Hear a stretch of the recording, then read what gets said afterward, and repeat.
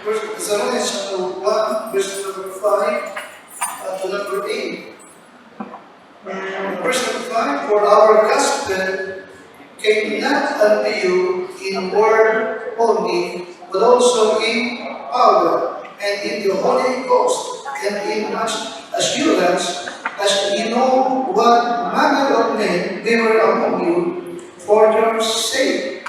And ye became followers of us and of the Lord, having received the word in much affliction, with joy of the Holy Ghost, so that you were examples to all that believe in Macedonia and Achaia.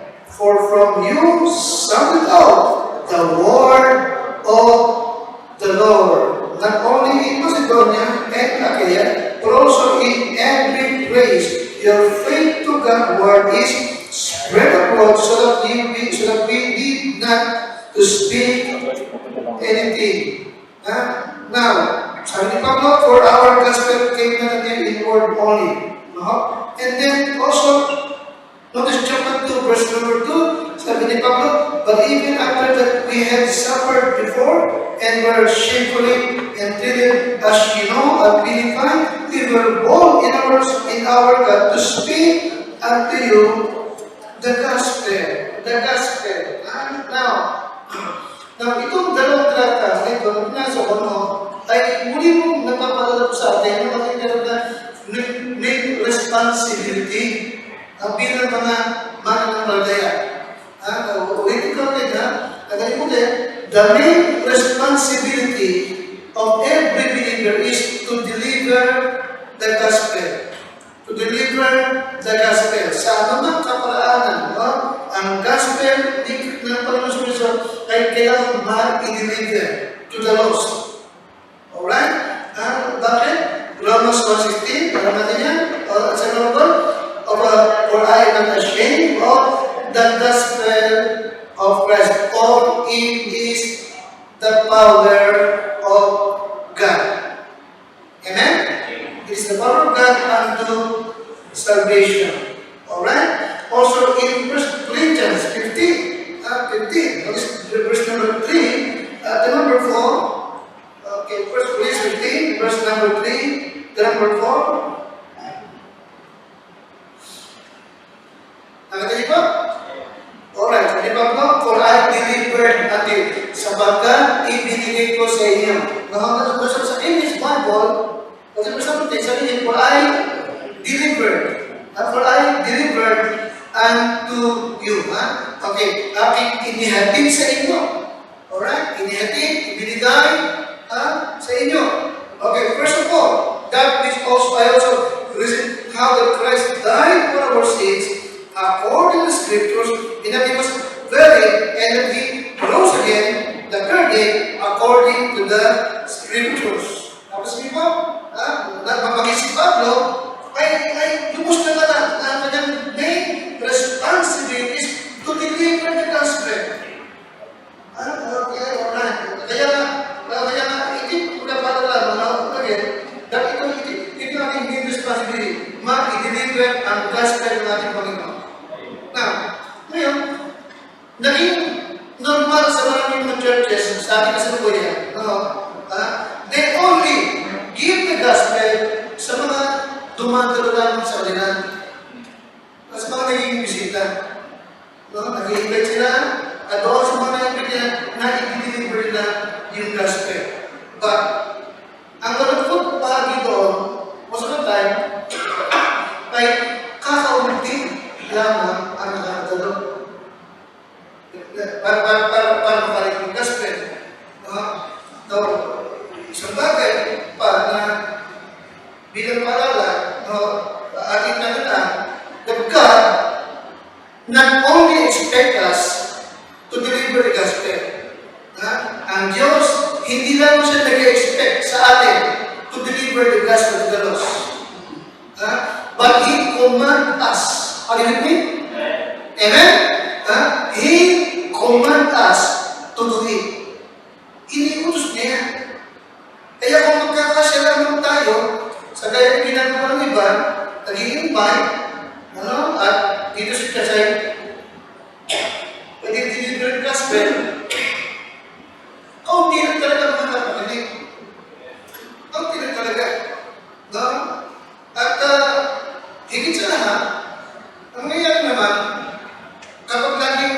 salvation, ang mangyayari naman, ay yung mga magagandang Kristiyano, natitiyak na naman sila. Nakita niyo ba ako? Natitiyak na naman sila. Alright? So, marami pong dapat mapakinggan yung mga nagtulong na Kristiyano. Alin, nakita niyo ba ako? Talagang ang evangelism, ang soul winning ng evangelism, saan pas ginagawa? Hindi sa loob. Ang nalimutan ko sa atin. Kahit tama, hindi ginagawa talaga. Sa loob ng isang linggo, maraming araw tayo na lumalabas to deliver the gospel. Alright? So, mga tagay, sabi ko na, God not only expect us to deliver the gospel, but He command us to do it. Amen? Hindi pwedeng ito na sa loob. Alright? Malilimitahan. Na talagang kailangan humayag tayo at i-deliver the gospel. And now, when we deliver the gospel, sa atin naman pag-deliver the gospel, alright? Dito sa unang Thessalonica, ay meron ilang mga kaparaanan na ibinigay ang Diyos sa atin in how to deliver the gospel. At tinakit natin how to deliver the gospel. Nakinig Diyos ng ito. Nagkapasalamat po kami muli sa magandang panahon ito. And I pray with thee, Lord, na sa gabi nito, ako po'y patuloy mo pong kapagtubayan ng iyong banal na Espiritu, ma-deliver ko ang salita mo na ayon sa iyong kalooban o kagustuhan. At dumaga natin dito ka, ng Diyos sa panahon nito, our Lord ay huwag pong magkaroon ng malaking mga pagbaha. At alam rin po, itong mga week na darating, linggo na darating, ay kumaganda pa naman. Talagang meron po kami kinakaharap na napakahalagang gawain sa laban po ng Angeles. Nagpapagala kami po ng tampo at doon may magdiliyong po ng anibersaryo, hindi na naman, iyon po kami ng maayos na kapanahonan. At maginawa po makabiyahe doon ang mga lingkod mo para magdala po ng Ebanghelyo mo. Ihigit ko ang lugar mo ngayon gabi sa lingkod mo at sa mga isa sa pangalan po ng Panginoon Jesus. Amen. Now, how to deliver the gospel? Nasa ating bagay. Yung Panginoon, go ye into all the world and preach the gospel. Alright? Now, how to deliver the gospel? Now, chapter 1, verse number 8. Deliver. Paano natin ihahatid ang gospel ng Panginoon? Verse number 8, ano kayo? Alright, okay. Verse number 1, 8. Ready? Ay lahat, ready? Basa. For from you sounded out the word of the Lord. Okay? Not only in Macedonia and Achaia, but also in every place, your faith to God is spread abroad. Alright? Ano sabi ba doon? Number 1, deliver the gospel by giving out the word of the Lord. The word of the Lord. Tingnan sa Tagalog, Brother Justin? Sa Tagalog? Sapagat muna sa inyo, nabansag ang salita ng Panginoon. Dati po, binigyan din sila yung salita ng Panginoon. Ano pinapakita? Sa pagkahalit ng gospel, gamitin mo ang salita ng Diyos. Deliver the gospel by what? Deliver the gospel by what? By giving out the word. Giving out the word. Alright? Bakit? No? Sapagat madalas, ano nangyayari? No? Maraming Kristiyano, i-deliver yung gospel in their own words. In their own words. No, hindi dapat. Mali. Anong kailangan? Sa paghatid ng gospel, anong kailangan gawin? Pakalakas ka? Ha? By what? By hearing the word of God. Ibigay mo yung salita ng Diyos. Huwag yung salita mo o paliwanag mo. Alright? Ano yung isa? The power in the gospel, or the power of the gospel is in the power of God's word. Ha? Ang kapangyarihan ng Ebanghelyo ay nasa kapangyarihan ng mga salita ng Diyos. Alright? Para na, kaya, never give up the gospel.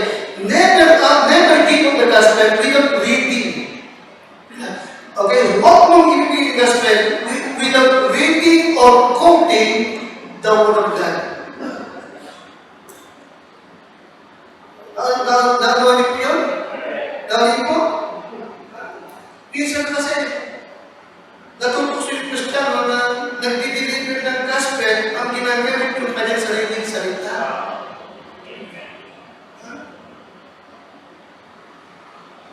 Naniniwala ka bang tayo natin yung kasalanan? Lahat naman, hindi mo ba? Nakapasin mo rin ka, kasalanan mo. Oo, pero hindi Bible yun. Pero alam mo, kaibigan, iniibig tayo ng Diyos. Iniibig ka ng Diyos at si Jesus namatay sa krus at sinubuhay ng muli. Bibigyan ka ng buhay na walang kakuntan sa gawin mo lamang siya ngayon. Tapos mo, totoo yung sinabi, pero hindi Bible. Nandito po ako? Totoo yung sinabi, pero hindi Bible. Maliwanag ba? Maliwanag ba? Nasaan ang power? Nasaan ang power? Ang power ay nasa word of God. Kaya nga, how to deliver the gospel? Sa anong paraan? Deliver the gospel. By giving out the word of God. Okay. Sa anong paraan? Okay. Basahin mo o ibabasa mo o ikot mo yung talata. Alright? Madalas na ang nangyayari sa pagkakalaga naniniwala ako sa English Bible. Okay? Ginagamit ko, alam mo, kaibigan, naniwala na, okay, ang lahat ay nagkasala. The Bible says, for all have sinned, ang lahat ay nagkasala. Kinakot ko yung King James, kasi naniwala ko yung King James ang pure wording. Pero tinatagalog ko, for all have sinned, ang lahat ay nagkasala. At walang sino nakabos sa glory of God. Walang matuwid kahit isa. Walang taong nakakaunawa. Walang taong naghahanap sa Diyos. Alright? Okay, for all have sinned, lahat nagkasala.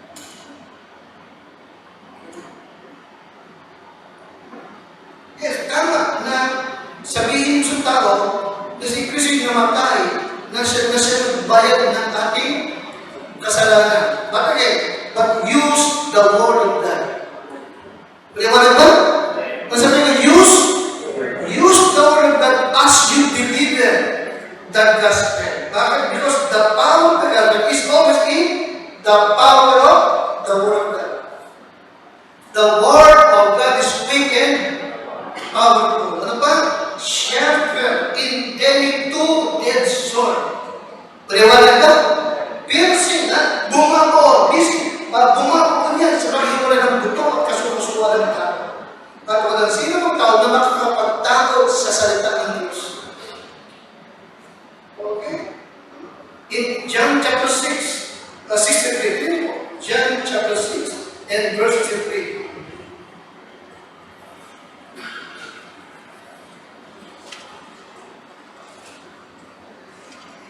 John 6:63. Alright, ito yun. John 6:20, basa. It is the Spirit that quickeneth. Alright? Ang Espiritu ang siyang nagbibigay ng buhay. The flesh profiteth nothing. Sa laman, walang makapakinabang. Walang tawag doon. Tignan niyo sunod. The words. Nakatisa kayo? The words. The words that I what? That I speak unto you. Ang mga salita na sa inyo ay aking sinasalita. They are what? They are what? They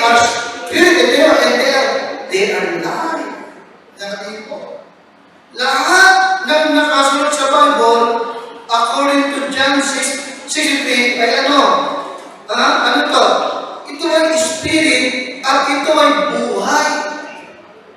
Ito ay buhay. Naliwanag ba? Ito ay buhay, nagbibigay buhay, at kapag katang salita, ito ay buhay. Ito ay buhay. Gumagawa yan sa tao.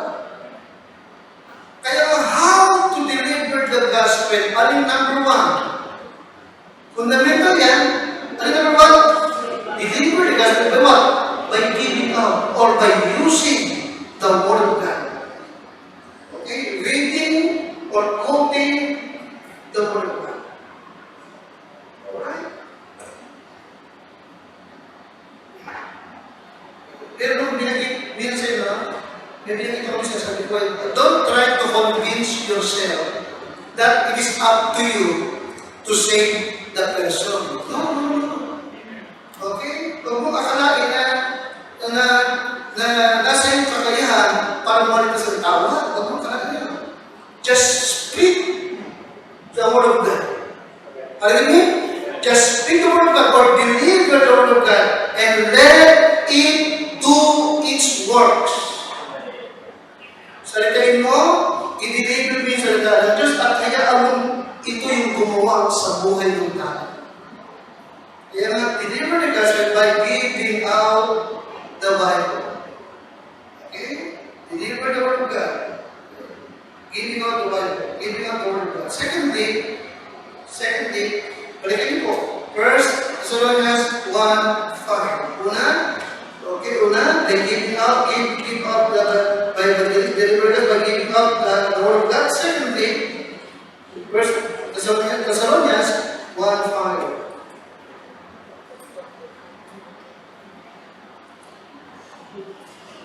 Kaya ikaw mo, basahin mo, o ipabasa mo sa kanya. Pag nakita mo hirap, ikaw mo. Kaya mahalaga na memorize mo yung Bible mo, mga talata.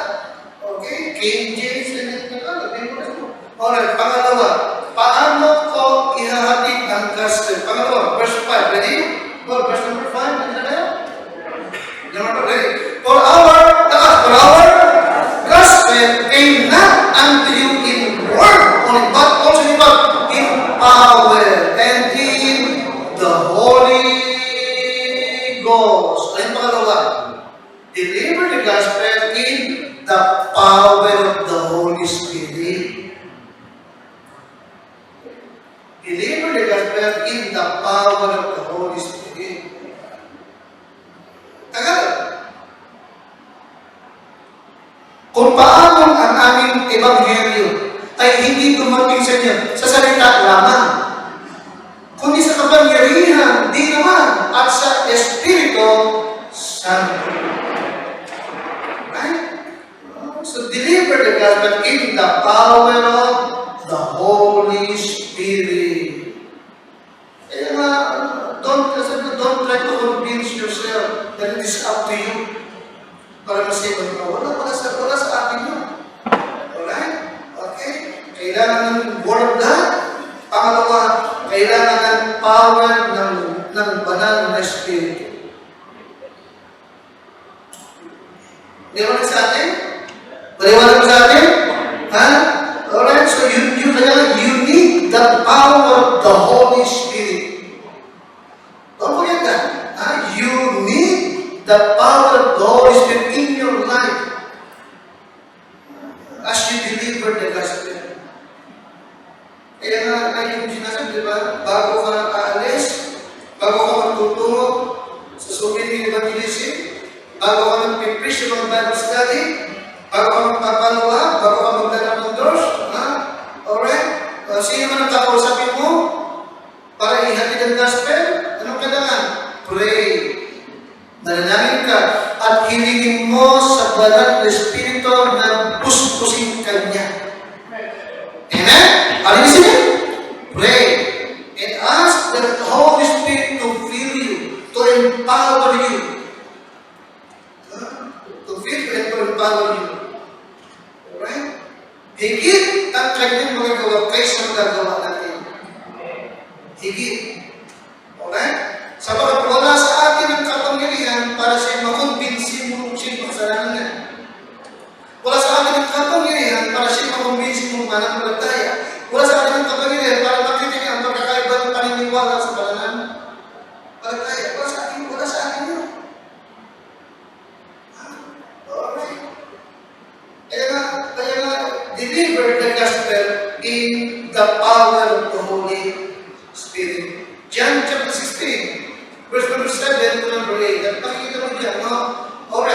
gayunman, sinasalita ko sa inyo ang katotohanan. Nararapat sa inyo na ako'y umalis, sapagat kung hindi ako aalis, ang mag-aaliw ay hindi paparito sa inyo. Ngunit kung ako'y umalis, siya'y susubukin ko sa inyo. Number 8, at siya, ang Holy Spirit, at siya, the Holy Ghost, pagparito niya, ano gagawin niya? Susumbatan ang sanlibutan. He will convict the word of sin. Alright? And of righteousness and of what? Judgment. Kita mo? Okay. Alright. The word convict also means convince.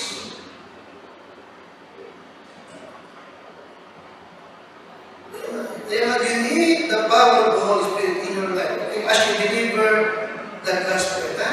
Alright? So kaya, the Holy Spirit will do a work on the heart. Siya yung gumagawa sa puso ng tao habang i-deliver mo yung gospel ng Panginoon. Siya yung gumagawa sa puso ng tao. Now, hindi mo makikita yun sa itsura. Hindi mo makikita. Alright? Pero gumagawa ang Panginoon. Okay? Now, hindi naman nakatulad na tuwing ng magtuturo ka ay narinig ka sa kanyang tao. Hindi naman gano'n. Ay, nagisa? Amen? Pero may pagkilos ang Diyos. May pagkilos siya. Alright? Bakit yun, ba? Kahit naman ng maraming Pablo, di ba? Hindi lahat ng pagkaya. Pinapatupangasan. Amen? Amen? Pero pagkalipas ng kanyang panahon, nakita mo yung buong nakita mo yung buong. Alright? Kaya, deliver the gospel in the power of the Holy Spirit. Pangatlo, chapter 2 and verse number 2.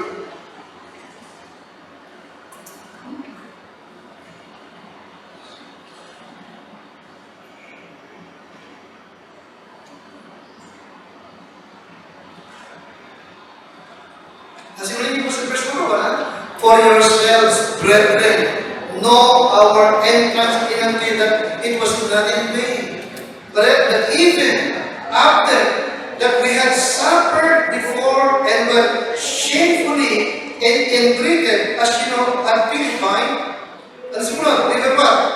We were bold in our God to speak unto you the gospel of God with much contention.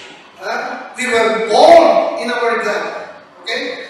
Kundi palibasa, nagsipagbata kami ng una at inalipusta gaya ng inyong nalalaman. Sa Pilipos ay nagkaroon kami ng kalakasan ng loob dahil sa ating Diyos upang salitain sa inyo ang ebanghelyo ng Diyos sa gitna ng maraming kabuluhan. Right? Pangatlo, deliver the gospel in boldness. In boldness.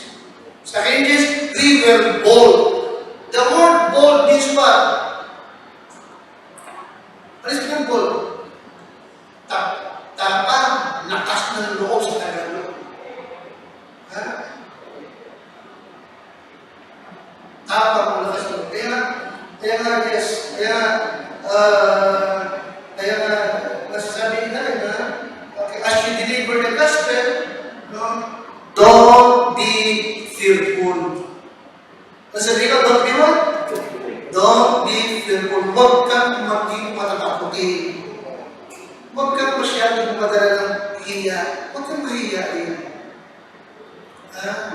Okay, don't be fearful when you give the gospel. Sapagkat ang Diyos ay binigyan tayo ng authority. Amen?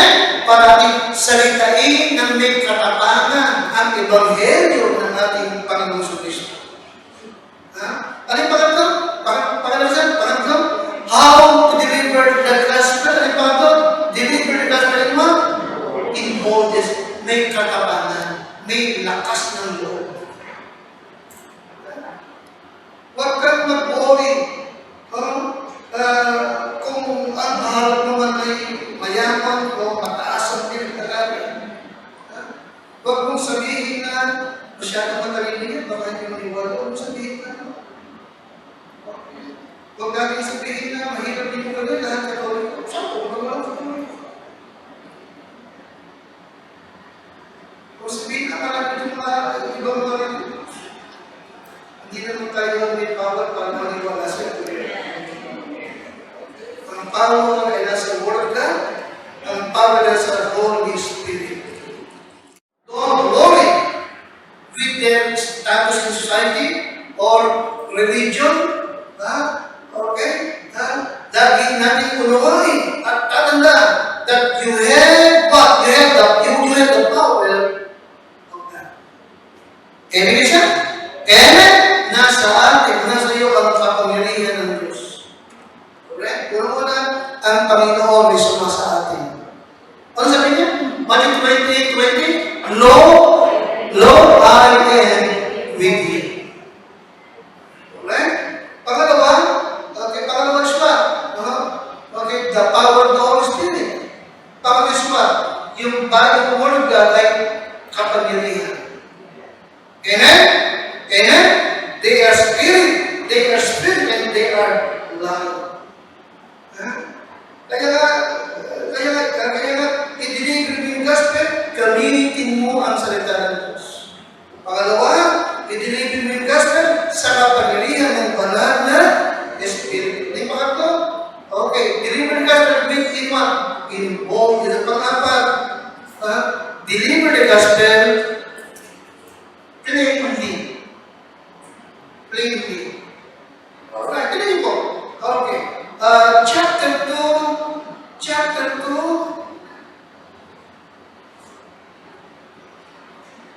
7 to 8. Chapter 2, 7 to 8.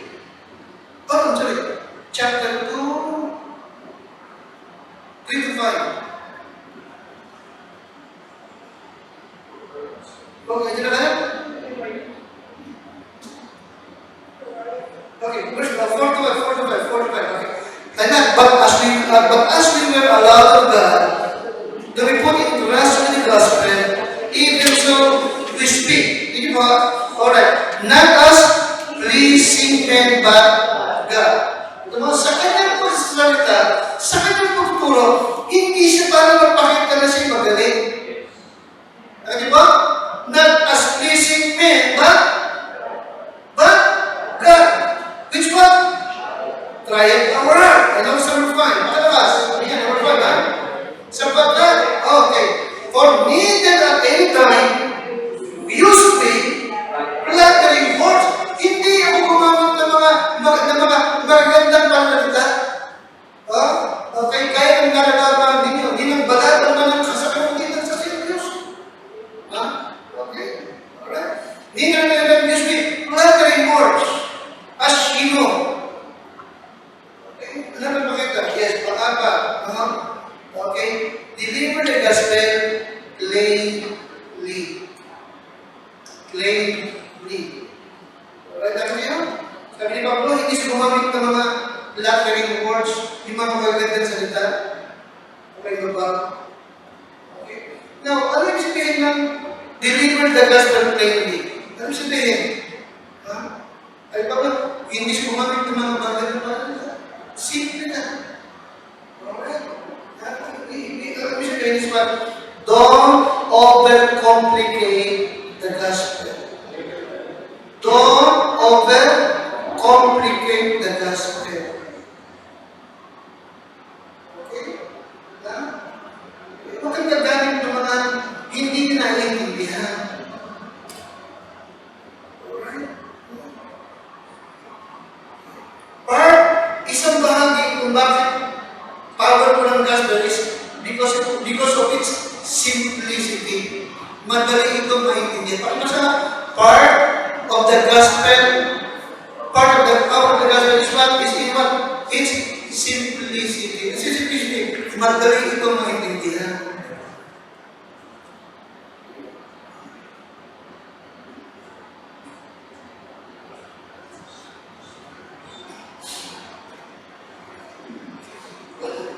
Sa pagkatandaan ng ikasa, walang matuloy kahit isa. Iwanan ang makasalanan.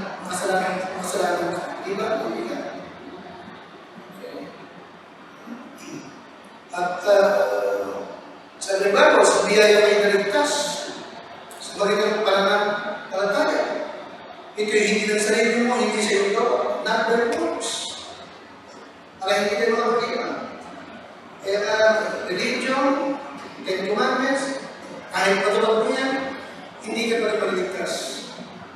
So bakit sabi na Lord, for by grace are you saved, through faith. Romans 5:8, yun naman, ipinakita ng Diyos sa kanyang pag-ibig sa atin, bagamat tayo ay makasala, Christ died for us. Sabihin mo, Christ died for us. Si Kristo ay namatay na para sa atin. May mo intindihin? May mo intindihin? Hindi yan. Okay, bakit namatay si Kristo para sa liwas yung namatay? Basta mo sa kanya. Si Kristo namatay para dahil sa atin. Dahil sa akin, dahil sa iyo. Siya nagbayad ng ating kasalanan. Amen? And it's simple. Okay?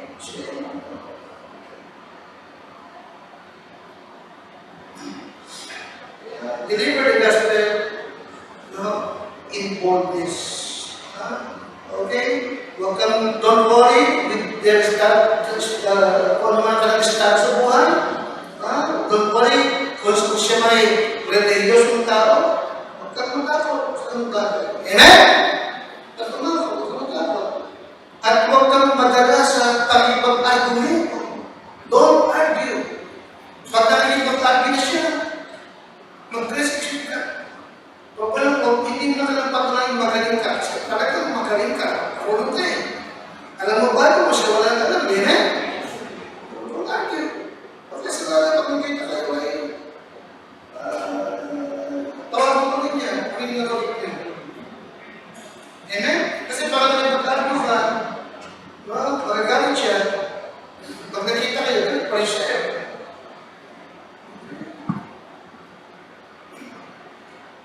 Deliver the gospel plainly. Okay? Ano sabi ng plainly? Easy to understand. Amen? Huwag mo nang papahirapin. Alright? Huwag kang nagamit ng mga salita na hindi siya pamilyar. Substitutional death, atonement. Huwag kang nagamit ng gano'n. Okay? Sanctification. Okay? Huwag kang nagamit ng gano'n.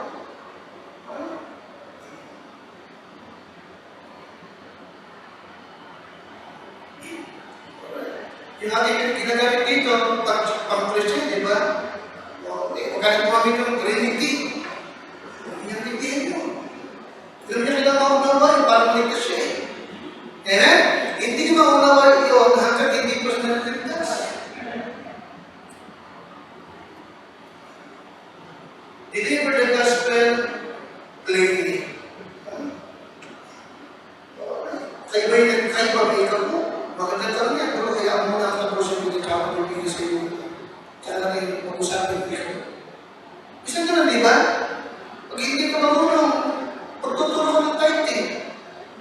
Okay, hindi ka lalo para mag-deliver ng tithing. Hindi lalo ka para i-deliver mo? Gospel. Alright? Maganda rin, pero kaya mo na tapos yung tutulong tayo tayo. Okay sa'yo? Now, number 5.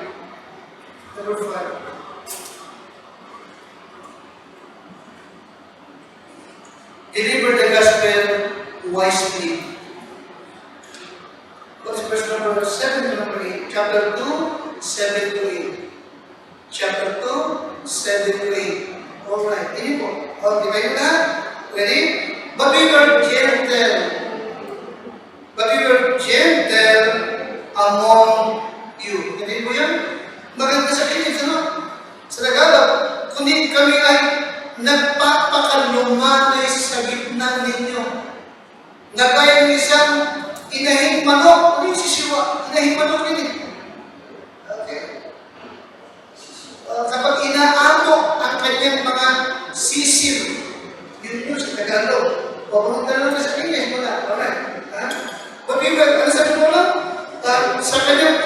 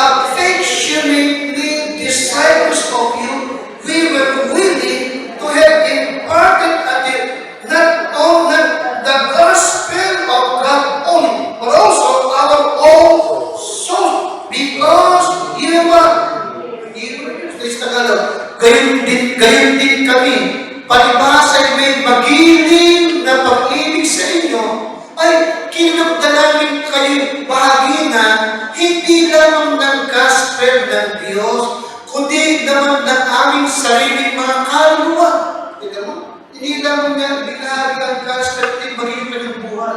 Ibinigay niya yung kanyang sapagat kayo, lalong mahal sa amin. Alright? Ikalima, how to deliver the gospel? Deliver the gospel, pagkatakas, wisely. Maging matalino. Okay? I-deliver nyo ito ng may katalinuhan. Sabi ng Panginoon sa Matthew chapter 10, 16, okay, be wise as a serpent, harmless as doves. Okay? Wise. Matalino. Ano sabihin? Si Pablo, naunawaan niya kung ano ang kailangan nilang mapakinggan para sa Kristo. Ano ba? Apostle Paul understood what they needed to hear to get saved. Amen? Amen? Kaya sabi ko, don't argue. Don't argue. Alright? Wala tayong pag-usapan ng religion. Gospel lang. Sabagat yun ang kailangan nilang marinig. Amen niyo siya? Amen? Deliver the gospel. Bakit? Deliver the gospel as wisely. Okay? Si Pablo, ibinigay yung gospel, inumame na kaya nilang maintindihan. Alright? Ganun din tayo. Kapag tayo nakikipag-usap, kaya nga diba?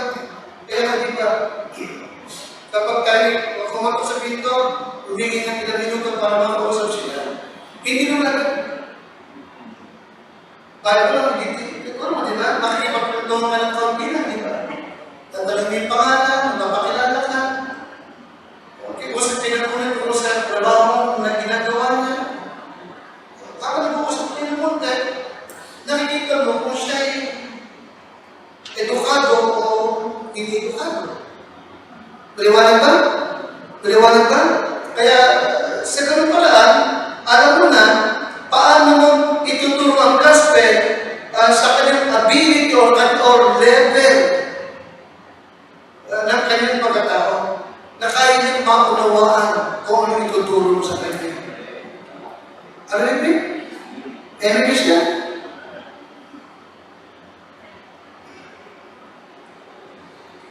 Kaya deliver the gospel wisely. Amen? Maging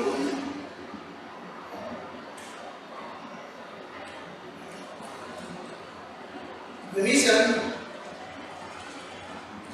pagka sa members ng Bible mo, mga dalawang talata lang, deliver the gospel wisely. Alam mo, kung siya'y marunong magbasa, o hindi marunong magbasa. Alam mo, kung malabo ang mata, kung malinaw ang mata. Amen isa? Amen?